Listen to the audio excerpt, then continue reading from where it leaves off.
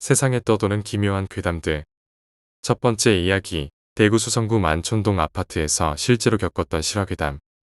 이 이야기도 이제는 남에게 담담하게 이야기할 수 있을 정도로 시간이 흘렀네요. 저는 귀신과 외계인 등 비현실적인 것을 누구보다 믿지 않는 사람 중 한 명입니다. 이 일을 겪은 후에도 완전히 믿지 못하는 그런 사람입니다. 그런 제가 저조차도 믿을 수 없는 힘든 이야기를 해보려고 합니다. 이 일이 일어났을 당시 저는 중학교 3학년이었고 지극히 평범한 남학생이었습니다. 저희 어머니는 교직에 계신지라 동료 교사 아주머니들과 매우 친하셔서 방학만 시작되면 부부 동반으로 자주 여행을 떠나셨습니다. 물론 자연스럽게 어머니, 동료분들의 아이들끼리도 친해졌고요. 그래서 부모님들이 여행을 가실 때면 한 집에 아이들이 몰려서 며칠을 지내곤 했습니다. 그때도 여름방학이 시작됨과 동시에 부모님들은 부부 동반으로 여행을 가셨습니다. 자연스레 어머니 동료분 집에서 여러 아이들이 3일 동안 머물게 되었습니다. 저와 제 동생도 그곳에서 머물었죠. 사건은 이튿날 밤에 터졌습니다. 당시 저는 P사이트의 F축구 게임에 빠져 있을 때였습니다.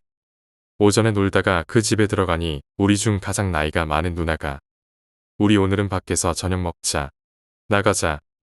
저는 피곤하기도 하고 게임도 하고 싶어서 "전 집에 있을게요." 라고 했습니다. 마침 그 집주인 아들인 동생도 집에서 라면 먹는다고 해서 그 집엔 저와 그 녀석만 남았습니다. 그렇게 저는 컴퓨터방에서 정말 그야말로 정신 놓고 게임에 빠져 있었습니다. 그 동생은 거실에서 TV를 보고 있었어요. 그러고 얼마 지나지 않아 그 동생이 "형, 저 친구 좀 만나고 올게요." 전 게임에 빠져 있어서 아무런 생각도 없이 무심코 대답했습니다. 그렇게 게임에 다시 푹 빠져 있는데 목이 좀 마르길래 동생이 나간 것도 있고 "형이 지금 골 먹힐 것 같아서 그런데 물 한 컵만 갖다 주라." 큰 소리로 말했습니다. 하지만 당연히 아무도 없으니 대답도 들리지 않길래 다시 큰 소리로 불렀습니다. 텅 빈 집에서 말이죠. 하지만 누군가가 곧 테이블 옆에 물을 한 컵 놓아주었습니다. 컴퓨터와 방문이 마주보고 있어 누가 들어오는지는 못 봤습니다. 전 그때까지도 제가 얼마나 공포스러운 상황에 처했는지 게임에 빠져 자각하지 못했습니다. 고마워라고 웃으며 대답하고 게임을 계속했습니다. 너무 오랜 시간 컴퓨터를 하니 머리가 아파 컴퓨터를 끄고 물컵을 들고 거실로 나왔습니다. 배도 고프더군요. 저는 그 동생을 찾기 시작했습니다. 이 방 저 방, 화장실까지도 다 찾다가 다시 거실로 돌아왔을 때 제가 부엌 식탁 위에 갖다 놓은 물컵을 봤을 때 정신이 아찔해졌습니다. 갑자기 머릿속에 동생이 했던 말이 떠올랐거든요. "형, 저 친구 좀 만나고 올게요." 그리곤 저도 모르게 욕이 나올 정도로 무서웠습니다. 복도에서 멍하니 서 있던 저는 안방 화장실 문이 열리는 소리를 듣고는 심장이 터질 것 같았습니다. 전 항상 어디서든지 문을 꽉 맞물리도록 닫고 다니는 버릇이 있어서 바람 따위에 흔들려서 문이 열리는 경우는 없었거든요. 본능적으로 느꼈습니다. 상황이 안 좋다는 걸 말이죠. 그때 찰박찰박 소리가 들려왔습니다. 혹시 아시나요? 물에 젖은 발소리. 저는 거실 복도에서 고개를 푹 숙이고 멍하니 서 있었습니다. 고개를 들었을 때 안쪽 현관 유리에는 저의 모습 뒤에 무언가가 함께 흐릿하게 비쳤습니다. 전 정말로 귀신도 믿지 않고 무서운 것도 없는 겁이 없는 편입니다.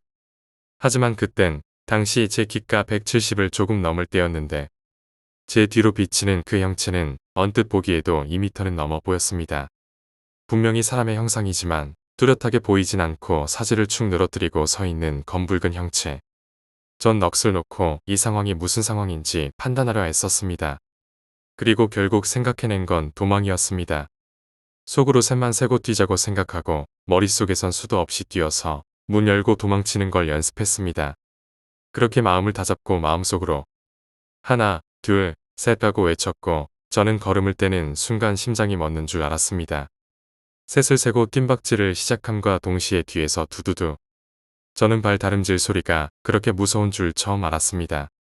하지만 멈출 수 없어서 엄청난 속도로 현관을 박차고 계단을 뛰어내렸습니다.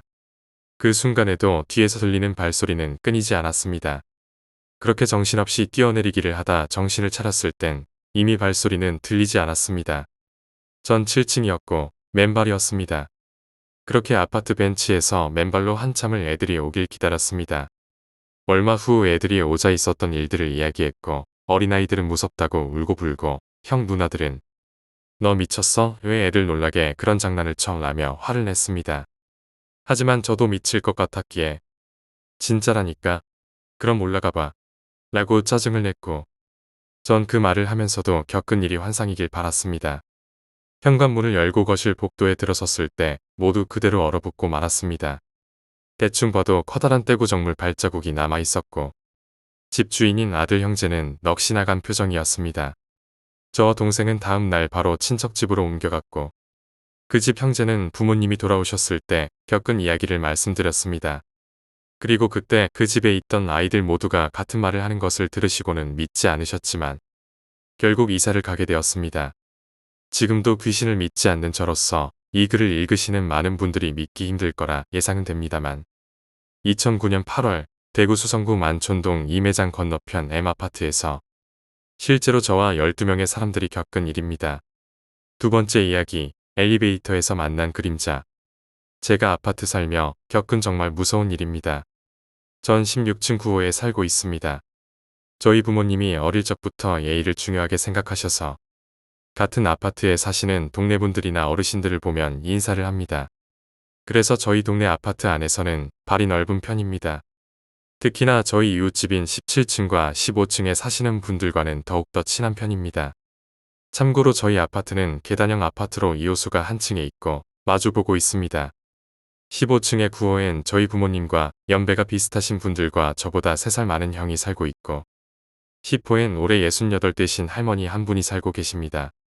그중 10호 사는 할머니의 이야기를 간단히 해드리자면 6남매를 낳으셨는데 자식들이나 며느리나 서로 모시지 않겠다고 해서 집 하나 구해드려서 혼자 생활하고 계셨습니다. 그 이야기를 듣고 저희 부모님과 동네 분들이 안타깝게 생각해서 많이 도와드렸습니다. 저도 외할머니와 친할머니가 일찍 돌아가셔서 가끔 할머니한테 응석도 부리고 심부름도 해드리곤 했습니다. 그때마다 할머니도 정말 친할머니같이 잘해주셨어요. 그러던 어느 날 부모님이 결혼기념일이라며 여행을 가셨습니다. 집에 혼자 있어도 친구들이 죄다 군대에 있어서 부를 사람도 없고 그냥 컴퓨터를 하며 지내는데 새벽 1시쯤에 친구가 클럽을 가자며 연락이 왔습니다. 저는 얼른 씻고 꽃단장을 하고 집을 나섰습니다.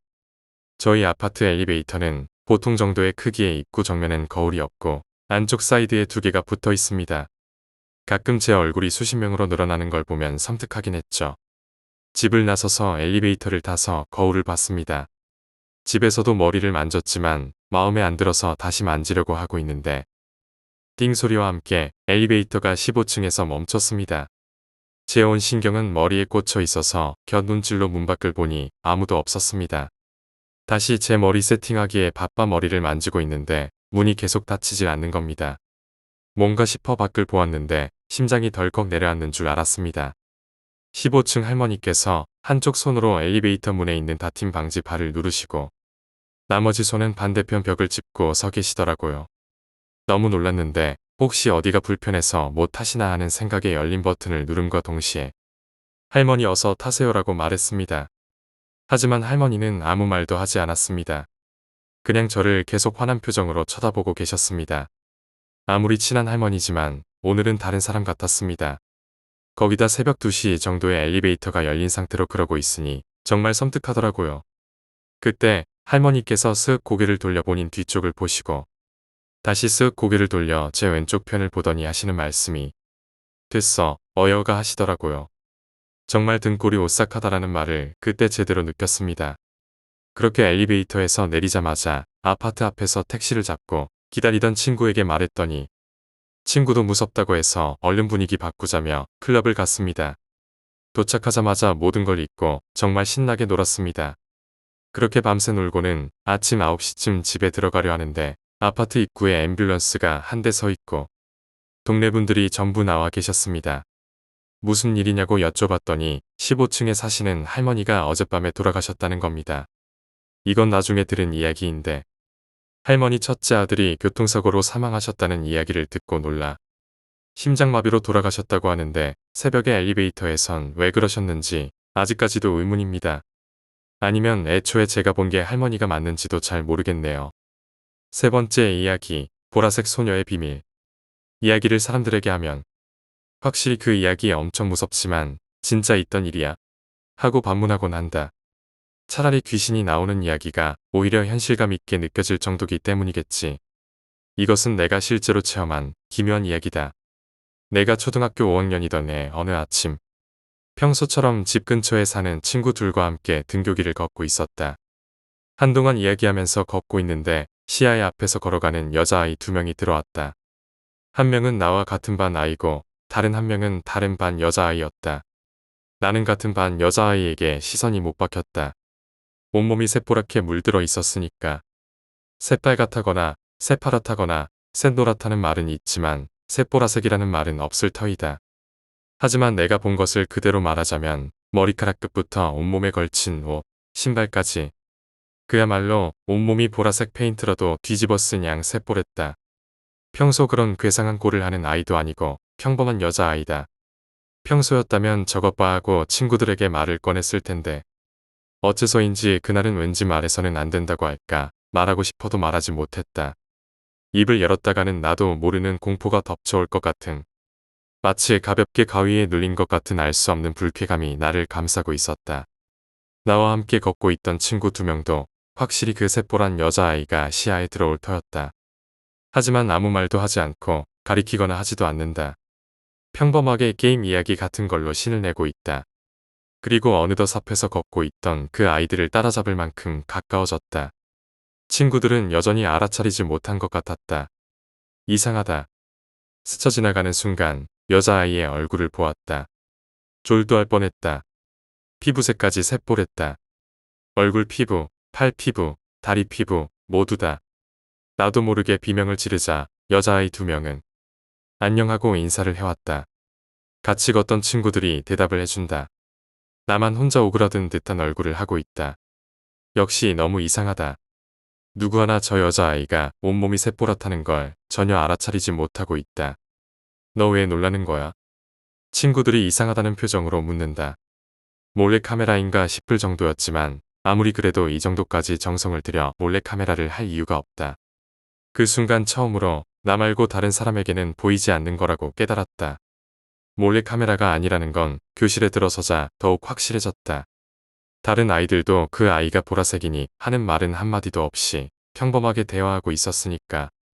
출석을 부를 때나 수업을 할 때도 마찬가지였다. 담임 선생님조차도 그것에 대해 전혀 언급이 없었다. 다른 사람들에게는 보이지 않는다는 것을 나는 확신했다.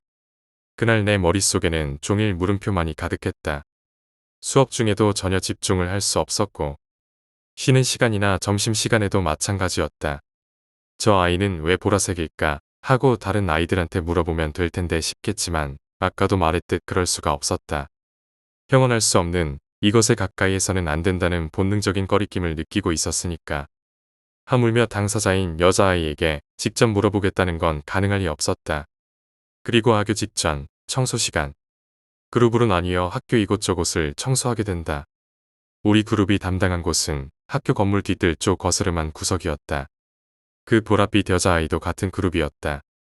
내 눈앞에 온몸이 보라색인 그 아이가 빗자루로 쓰레기를 쓸어 담는 뒷모습이 보인다.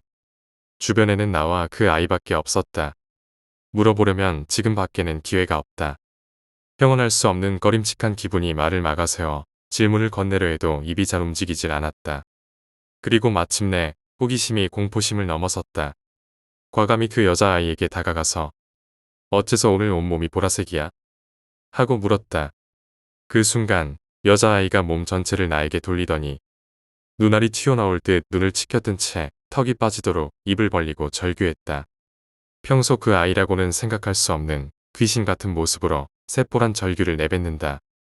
나도 그만 버티지 못하고 비명을 지르며 빗자루를 내던지고 교실로 도망쳤다. 이윽고 종이 울리고 청소 시간이 끝나 책상 앞에 앉았다. 하지만 그 사이 교실에서 어떻게 하고 있었는지는 전혀 기억나지 않는다. 종례가 끝나고 학교 시간이 되자 나는 어떻게든 빨리 집으로 돌아가고 싶었다. 매일 함께 하교하는 친구는 그날 동아리 활동이 있어서 나 혼자 하교하는 날이었다. 신발장으로 이어지는 복도를 걷고 있는데 앞에서 그 보라색 여자아이가 친구 2명과 함께 걷고 있는 게 보였다. 그 아이도 동아리 활동을 하러 가는지 체조복을 입고 이쪽으로 걸어온다. 시선을 마주치지 않으려 애쓰며 종종 걸음으로 지나가는데 스쳐 지나가는 순간 그 아이가 나직이 말했다. 이제 더는 물어보지 마. 사람이 말하는 것처럼 감정이나 억양이 실린 게 아니라 마치 외계인이나 로봇이 말하듯 무미건조한 목소리로 말이죠. 나는 달려서 학교를 뛰쳐나왔다. 집까지 어떻게 돌아왔는지는 기억도 나지 않는다. 집에 돌아와서는 게임을 하고 그 일에 관해 되도록 생각하지 않으려 노력했다. 저녁을 먹을 때까지는 나름대로 즐겁게 시간을 보냈다. 하지만 이불에 들어가 잠을 청하려 하자 다시 공포감이 엄습했다. 만약 내일도 그 아이가 보라색이라 면 어떻게 하나 생각하니 학교에 가는 생각만 해도 우울해졌다. 부모님에게도 차마 말할 수가 없었다. 노이로제가 걸릴 지경이었다. 우울한 기분인 채 그날은 잠에 들었다. 다음 날 아침 평소처럼 등교를 했다. 또 그 여자아이와 친구가 앞에서 걸어가고 있다. 여자아이는 평범하게 돌아와 있었다. 안도하는 순간 어쩐지 눈물이 쏟아졌다.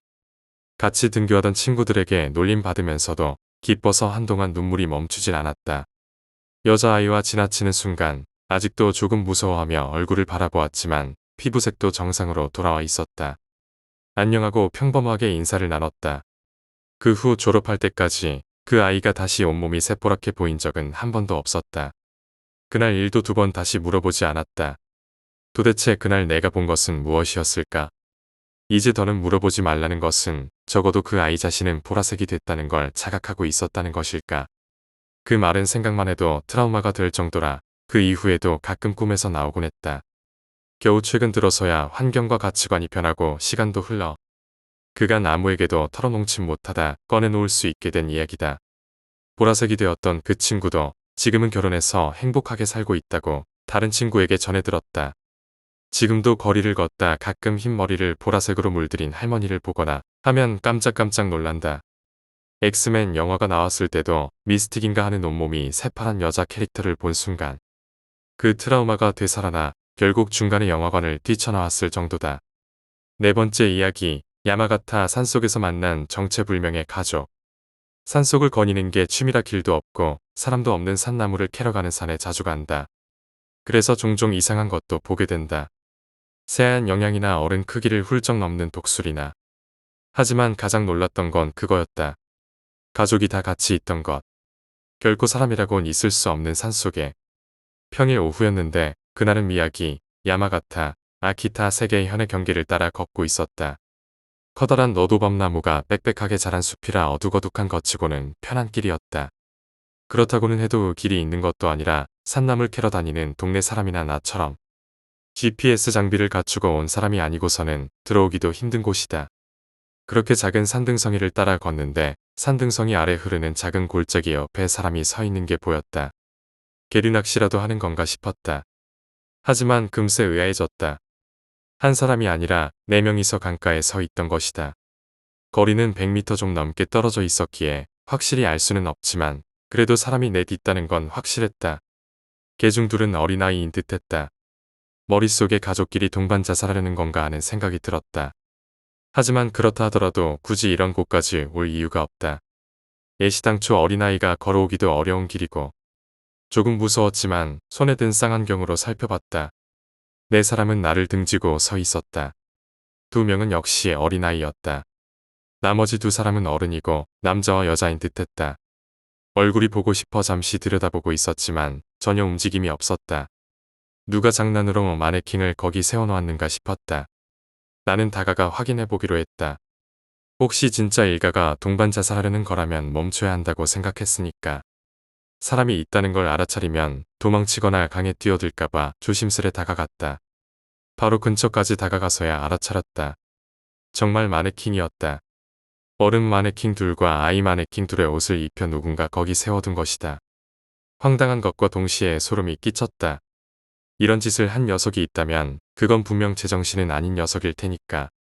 인형 앞을 바라보니 각각 마네킹의 페인트로 이름이 적혀 있었다. 그리고 작은 구멍이 수도 없이 뚫려 있었다. 산탄총으로 쏜 것처럼. 만신창이가 된 아이 마네킹의 이마에는 커터 칼날이 박혀 있었다. 나는 너무 무서워서 곧바로 하산했다. 지금 생각해도 무섭다. 그 좁은 길을 마네킹을 들고 지나가는 것 자체가 어려울 텐데. 혼자 한 짓이라면 두세 번은 왔다 갔다 해야만 했을 것이다. 재작년 일이니 아직 그 마네킹은 거기 있겠지. 다섯 번째 이야기. 편의점에서 마주친 너덜너덜 소녀. 친구가 편의점 야간 아르바이트 때 겪은 일입니다. 물론 처음엔 주간 야간 섞어서 하는 조건으로 시작했지만 다른 아르바이트생이 전부 여자인지라 할 수 없이 야간으로 밀렸습니다. 아르바이트도 많이 해봤고 눈치도 빠른 편이라 빠르게 적응을 했습니다. 거기다가 점장이 미안했는지 시급도 더 올려줘서 좋았고요. 사실상 야간은 5시까지 졸고 있다가 새벽에 담배 사러 오시는 택시기사분들께 몇 갑 팔면 집에 갈 수 있거든요. 보통 다른 분들도 가보셨겠지만 편의점은 전부 유리로 되어 있어서 부득이하게 밖이 잘 보이는 구조잖아요. 그가 있던 계산대 오른쪽엔 문이 있었고 그의 똑바로 선 시선에선 왼쪽이 완전 유리로 되어 있었습니다. 또 그쪽 방향은 2차선 도로 하나가 있고 도로 너머서는 아무것도 없는 공터였습니다. 저녁이 되면 굉장히 어두운 편이기 때문에 편의점 간판 불빛 제외하고 도로 너머서는 정말 빛 하나 없는 암흑입니다. 그래서 사실 무서워서 그쪽은 잘 안 봤다고 합니다. 그렇게 어느 날과 같이 앉아서 꾸벅꾸벅 졸고 있는데 갑자기 마치 냉장고 열었을 때 같은 오싹한 한기를 느끼고 잠에서 깼습니다. 손님이 들어온 줄 알았는데 아무도 없었습니다. 그래서 처음엔 손님이 들어왔다 나가서 바람이 느껴졌나 생각하고 유리창 밖을 보았습니다. 그리고 보면 안 될 것을 보게 됩니다. 너덜너덜한 교복을 입고 있는 여자아이였습니다. 도로와 공터 사이쯤에 서 있는데 사람이 아닌 듯한 그 모습에 얼른 시선을 돌렸습니다. 바로 고개를 숙여서 계산대만 쳐다보고 있는 척했습니다. 그리고 흘끗 다시 쳐다보니 그 여자아이는 자신을 쳐다보고 있더랍니다. 얼굴은 잘 안 보이지만 사람이 아닌 걸 더욱더 확신할 수 있었던 이유는 밖이 제법 쌀쌀한데 반팔 교복에 얼핏 봐도 새하얀 피부와 치렁치렁하게 긴 머리카락은 인터넷상에서만 보던 귀신이니까요. 한참을 서서 이곳만 뚫어져라 쳐다보고 있었습니다. 그리고 그때 어디선가 콧노래 소리가 들려오기 시작했습니다. 고개를 돌려 소리의 근원지를 찾아보고 싶었지만 그 여자애를 보고 있던 시선이 움직이면 그 여자애가 올 것만 같아서 안절부절 못하다가 결국 그 여자애로부터 시선을 돌려서 소리의 근원을 찾았습니다. 휴대폰 벨소리였습니다. 하지만 제 휴대폰 벨소리는 처음 들려오는 소리와 함께 울리고 있었고 발신자 표시 제한도 아니고 그냥 발신 번호에 아무것도 뜨지 않은 번호였습니다. 조심스럽게 받아보니 뚝 끊겼습니다. 그리고 다시 그 여자애를 쳐다봤을 때 아무도 없었습니다. 다행이라고 생각하며 기지개를 펴고 시간을 확인하며 잠시 매장을 둘러보다가 친구는 소리를 지르며 무작정 사람이 있을 만한 곳으로 뛰어갔습니다. 봤던 건 무엇일까요? 전화를 받고 기지개를 펴던 그때 다시 그 노랫소리가 들리더랍니다. 하지만 이번엔 휴대폰이 아니었습니다.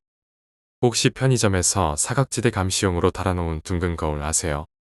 그 거울을 무심코 쳐다봤는데 진열대 구석 측 자신이 계산대에서 보면 결코 볼 수 있는 그 사각지대에 그 여자가 서 있더랍니다.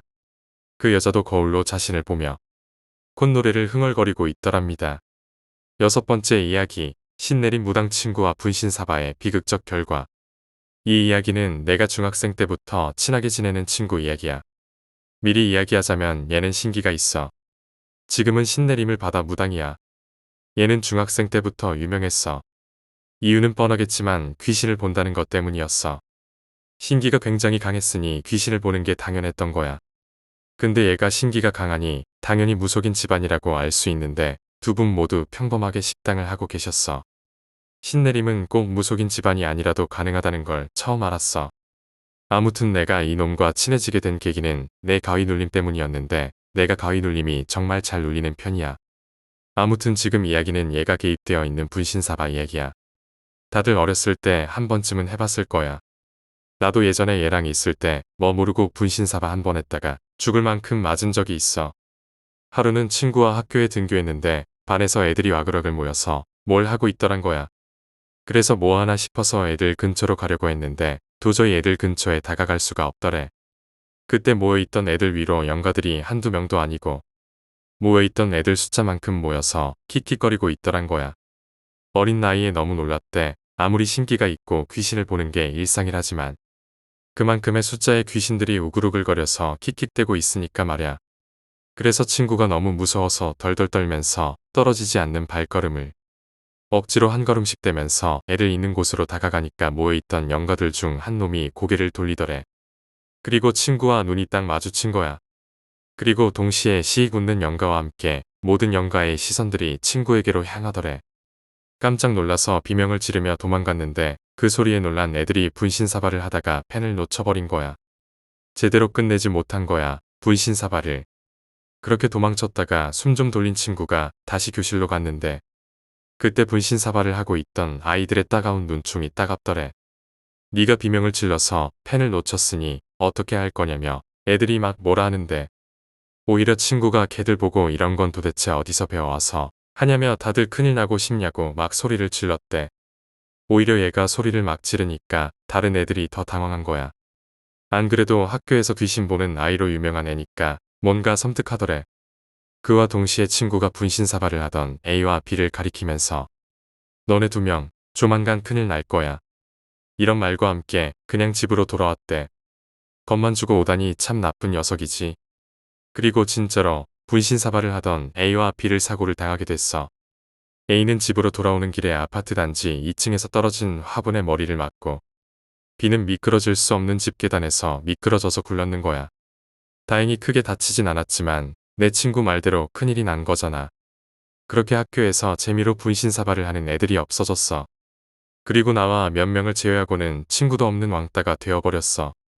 나중에 친구랑 술 한잔 하다가 그때 기억이 나서 어떻게 사고가 날 줄 알았냐며 물어봤더니 A의 머리 위쪽에 처녀 귀신 2명이 붙어 있었는데 A군 머리를 뭔가로 계속 내리치고 있고 B의 한쪽 다리에도 처녀 귀신이 달라붙어서 B의 다리를 계속 앞으로 잡아당기고 있더란 거야. 7번째 이야기, 쌀 항아리의 정체. 이 이야기는 친구에게 들은 이야기야.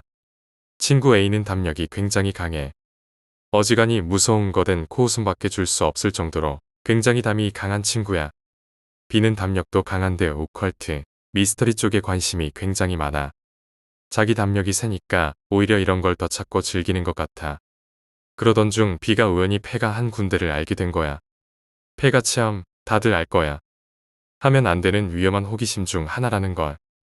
귀신들은 자신들의 영역에 살아있는 사람이 들어오는 것을 아주 싫어한다고 해. 진짜 극단적으로. 그런데 B는 찾아낸 폐가에 들어갈 생각을 한 거야. 원래부터 이놈이 폐가, 폐교, 폐병원 이런 데를 많이 찾아다니면서 체험을 하고 그랬나 봐. 옛날에 공포클럽이나 카페 가입해서 체험 돌아다니기도 했대. 아무튼 그렇게 폐가를 간 B는 폐가라고 했던 곳이 멀쩡한 겉모습이라 실망을 금할 수 없었대. 폐가 하면 쓰러져가는 모습의 건물들을 생각하잖아. 그런데 이 건물은 너무 멀쩡한 데다가 상태도 사람이 살고 있다고 해도 믿을 정도로 좋더란 거야. 그러니까 그냥 평범한 빈집이라고 해야 하나. 하지만 B는 집 안에 발을 들이자마자 그 생각이 싹 사라졌대. 겉에서는 그렇게 멀쩡해 보이던 건물의 내부는 누가 봐도 폐가라고 생각할 수 있을 정도로 엉망이었대. 구멍이 뻥 뚫린 거실 바닥과 내려앉은 천장, 다 박살난 문짝과 창문. 아무튼 그 내부의 모습에 흡족함을 느낀 B는 집안의 여기저기를 둘러보다가 보니 유독 한 방만 방문해 상태도 좋고 좀 오싹한 기운이 느껴지더란 거야. 그 담력 강한 놈이 말이야. 두근거리는 마음으로 그 방문을 열고 안에 들어가니 밖과는 사뭇 다를 정도로 상태가 좋은 먼지만 내려앉은 방이 나오더래. 그리고 조금 괴기스럽게도 방 한가운데 항아리가 하나 놓여져 있었어. 아무것도 없는 방 한가운데에 놓여있는 항아리에 호기심이 발동한 B는 그 항아리를 집어들고 안에 뭐가 있는지 확인했어. 그 항아리 안에 내용물은 쌀이었어. 그리고 그 쌀을 손으로 한 움큼 움켜쥐는 순간 자신의 뒤쪽에서 싸한 기운과 함께 이상한 기운을 감지했어. B는 허겁지겁 항아리를 다시 방 중앙에 내려놓은 뒤 그 집에서 뛰쳐나왔대. 그 뒤로 담력 강하고 세 보였던 B가 볼 때마다 점점 말라가고 자꾸 어디 한 군데씩 다쳐서 오기 시작하는 거야. 그래서 요즘 상태가 왜 그러냐고 물어봤더니 말을 할까 말까 머뭇거리더니 이내 폐가 체험한 이야기를 해주더라. 그리고 그날 이후 잠을 자면 가위에 눌리게 되더래. 담력이 센 내가 그 정도면 정말 장난 아닐 거라며 나와 내 친구들은 웃어넘겼어. 하지만 B에 이어지는 이야기에 우리는 더 이상 웃을 수 없었어. 잠자리에 자려고 누우면 어김없이 가위에 눌리는데 귓가에서는 아이들이 깔깔거리며 뛰노는 소리가 들린다는 거야. 그리고 한참을 그렇게 귓가에서 깔깔거리다가 자기들끼리 뭐라고 웅얼웅얼거리는데 안타깝게도 무슨 말인지는 못 알아듣겠다고 하더라. 그런데 이런 것까지는 견딜 수 있는데 딱 하나 못 견디겠는 게 있대. 가위에 눌려 있다가 뭔가 느낌이 이상해서 시선을 돌리면 10살 남짓한 남매로 보이는 꼬마 둘이 비를 빤히 쳐다보고 씩 웃으며 비에 손가락을 질겅질겅 씹고 있더래. 이 이야기까지 들은 우리는 진짜 공포심에 헛숨을 들이쉬었고 비는 얼마 뒤에 유명한 무속인에게 굿을 받고 살아났다는 소식을 듣게 됐어. 나중에 비에게 무슨 귀신이 붙었던 거냐고 물어봤더니 아기가 붙었었대. 굶어 죽은 귀신들을 아기라고 부르는데 그래서 그 영혼들을 어떻게든 달래보려고 그 방 안에 쌀을 담은 항아리를 넣어서 아기들이 계속해서 먹을 수 있게 해놓은 건데 그걸 비가 건드리고 안에 있는 쌀까지 건드려서 아기한테 씌인 거래. 그 쌀을 집는 순간 비마저 그 쌀과 같은 음식으로 생각하게 된 거야. 혹시라도 너희도 호기심으로 폐가에 가게 된다면 아무것도 건드리지 말고 그냥 나와. 특히나 쌀이 담긴 항아리를 발견하게 된다면 더더욱. 8번째 이야기, 계곡에서 들린 이상한 소리. 고등학생 친구 3명과 총 4명이서 여행을 떠났어. 안군, 김군, 전군으로 칭할게. 그리고 안군은 신기가 있어. 아주 많이. 친구들과 물놀이를 가기로 했고 계곡에 도착했어. 하지만 너무 많은 인파에 가져온 텐트를 칠 만한 장소도 보이지 않았어. 고민하다가 한 명이 짐을 지키고 2명이 자리를 찾으러 갔다가 상류 쪽에 자리 좋은 곳을 찾은 거야. 텐트도 한두 개 정도밖에 없고 아이들도 없어서 우리가 놀기엔 최적의 환경이었어. 그런데 안군의 상태가 좋지 않았어. 미간을 찡그리고 뭔가 기분 나쁘다는 표정을 지으며 주위를 둘러보기 시작했어. 그리고는 야, 여기밖에 자리가 없었어? 라고 묻는 거야. 안군의 시야엔 우리가 알 수 없는 무언가가 보인 거겠지. 하지만 더 이상 다른 자리를 찾아 움직이기엔 너무 늦어서 뭐 때문에 그러냐고 물었는데 안군이 딱 뭐가 보인다라고 말은 못하겠는데 그냥 이상의 느낌이 라고 하는 거야. 그래서 우리는 안 보이면 괜찮을 거라며 우겨서 겨우겨우 안군을 설득시켰어. 그리고 그 자리에 텐트를 치고 신나게 놀았어. 저녁도 해먹고 신나게 놀다가 밤이 되자 우리는 각자의 가방에서 술을 꺼내기 시작했어.